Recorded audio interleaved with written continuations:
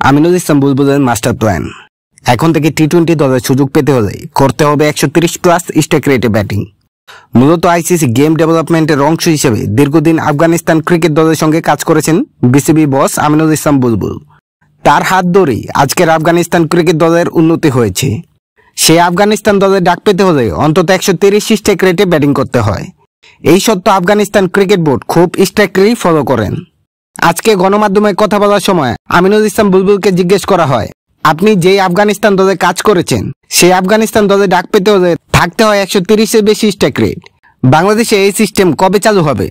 এমন প্রশ্নের জবাবে বিসিবি প্রেসিডেন্ট আমিনুল ইসলাম বুলবুল জানিয়েছেন, আফগানিস্তানে আমি মূলত হাই পারফরমেন্স টিমে কাজ করতাম। ওরা জানতে চাইতো কিভাবে হাই পারফরমেন্স থেকে জাতীয় দলের প্লেয়ার যাবে। সেখানে ওদের ক্রাইটেরিয়া ছিল ব্যাটসম্যান হলে অন্তত 130 স্ট্রাইক রেটে ব্যাটিং করতে হবে। সেটা তারা খুব স্ট্রিক্টলি ফলো করেন। আমাদের ব্যাক টু ব্যাক সিরিজ মাত্র শেষ হলো। এখন আমরা বসবো, আলোচনা করব এমন ক্রাইটেরিয়া সেট করা যায় কিনা। বাংলাদেশ দলে সুযোগ পেতে হলে যদি 130 স্ট্রাইক রেটে শর্ত যুক্ত করা হয় তাহলে সেটা দারুণ হবে।